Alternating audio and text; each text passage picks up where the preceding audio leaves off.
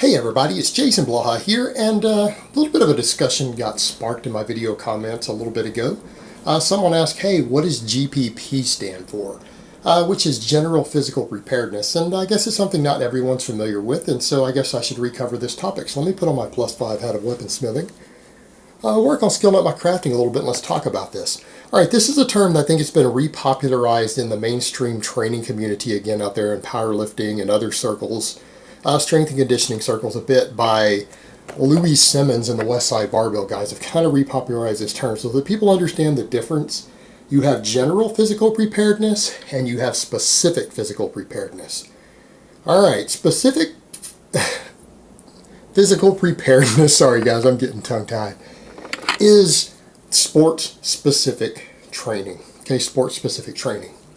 In other words, if you're a power lifter, your sport-specific training is your squat, your bench press, and your deadlift, right? That's what you do competitively. If you're an Olympic lifter, it's your snatch and clean and jerk.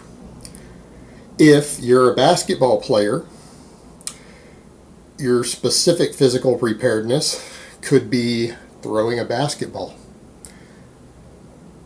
from the free throw line, dunking, dribbling, right? What you do in actual competition is your specific physical preparedness. General physical preparedness, however, can vary a little bit from athlete to athlete because some people might consider their squat training to be GPP.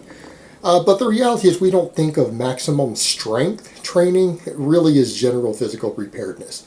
General physical preparedness is what an athlete does for their general strength, endurance, mobility, all of that. And what I mean by that is your GPP work should generally encompass all of those things.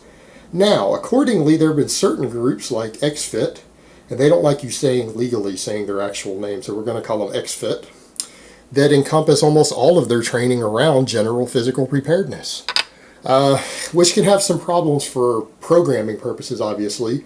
But the idea there is that if it's general physical preparedness, most people need to be generally physically prepared. They just need all-encompassing fitness improvement, right, and athleticism. So most of their stuff is GPP. So to give you an idea, what would GPP be? How about doing barbell complexes? Not saying you should do Olympic lifts. Okay, I think Olympic lifts for high reps and lightweight, I think it's quite frankly kind of stupid. A lot of reasons why. Not going to get into all of that here, probably more than I can cover. It almost needs its own video topic. But not a good idea. But what about doing conditioning work with a strength element, such as barbell complexes, to where you rotate through several exercises for 5 or 10 reps, or whatever, 15 reps, 20 reps with a really light weight, and then you switch to another exercise and switch to another exercise through the rotation. Could you do that? Yeah, you could do that. Will it work? Is that good general physical preparedness? Yeah.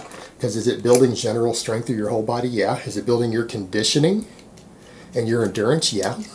Now, is it the best endurance work? No. Is it the best strength work? No. But if you were to do a barbell complex with lightweight for 3, 4, 5, 6 different exercises in a rotation, like people would think of almost as circuit training, that's what a barbell complex is. Haven't you worked every muscle in your body? Has it improved possibly if you did them all 4-range of motion mobility? Yeah. Could it possibly improve strength slightly in some of your different weak points? Or at least start building you a strength base if you didn't have one? Of course it could. Does it improve conditioning? You bet it does. Therefore, that would be a form of general physical preparedness. So let's think of some other things that would become more trendy because a lot of athletes train this way that are general physical preparedness. How about dragging a sled? Particularly if you've got to grip it, like you've got ropes or something you've got to grip, not just, or a harness, but even if you've got to grip it, forces you to work your grip a little bit while you drag a sled across the ground. Does that work a lot of muscles in your body? Yeah. Does it prepare your body to do work? Because that's the whole point of this. It is preparing your body for various forms of work. So sled dragging could be general physical preparedness. How about pushing a prowler? Yeah. What about hitting a tire with a sledgehammer? How about tire flips? Now you talk about a good one. Talk about general physical preparedness. I mean, if you want to think about it, if you were to combine nothing but barbell complexes, sled drags, tire flips, and something like farmer's walks. Wouldn't that be tremendous general physical preparedness? Could a person get into decent physical shape, all around general physical shape, if that's all they did for exercise? Sure they could. Sure they could. In fact, I go so far as to say the farmer's walks, the tire flips, and the sled drags combined together, every muscle in your body's getting worked. Every muscle in your body's getting conditioned. You're getting your heart rate up. It builds overall full body strength.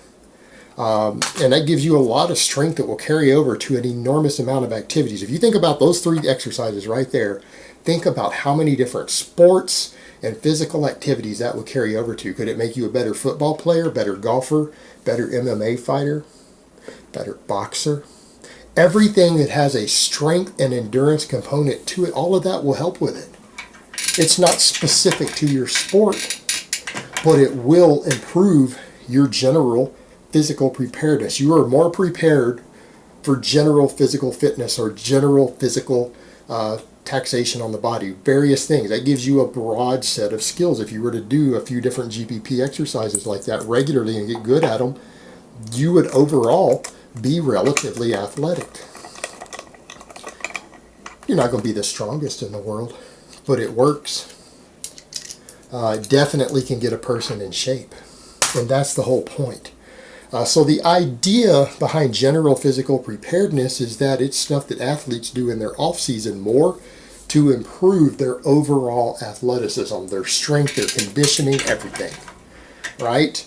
Because everything's getting worked, and since those are big exercises that require you to just move around stuff in the real world, you don't have fixed planes of motion. You don't have anything limiting what you can do. You've got to just muscle your way through these things, sometimes through fatigue, because they start to get very fatiguing. I mean, farmers walks and sled drags will wear you down. They will wear you down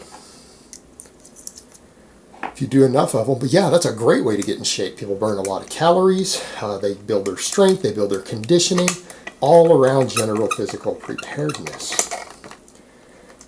Specific physical preparedness is something that you do to some extent year-round. And so let's look at it for a power lifter. That's a perfect example because this is where the terms are most commonly used.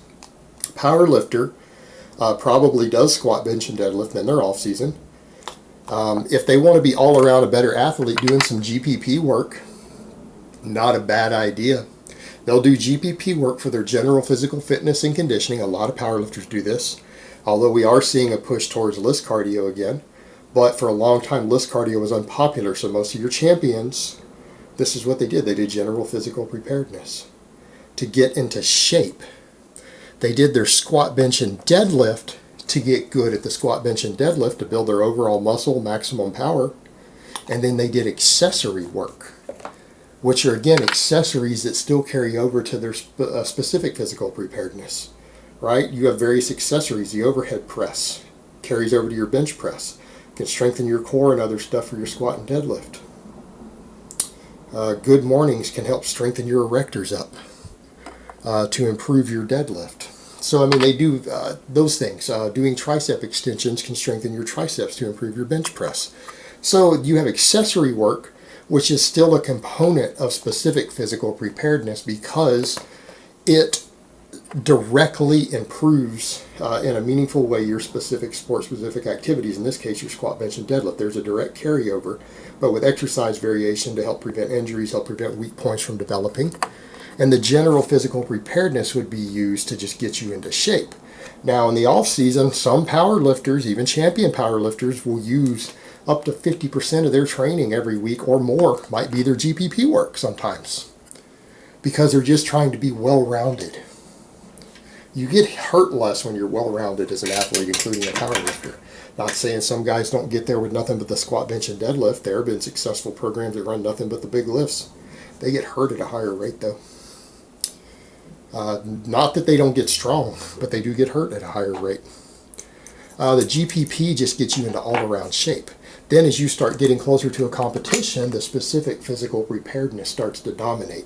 As you get closer and closer to a competition, you start cutting out GPP work. And eventually you start cutting some of your accessory work. to the point to where some powerlifters, listen, the most extremes you'll see are some powerlifters will go to nothing but Bulgarian style training, doing singles on the squat, bench, and deadlift in the final weeks before meet. But they might do as much as 50% or 60% of their training time might be GPP work in the off season.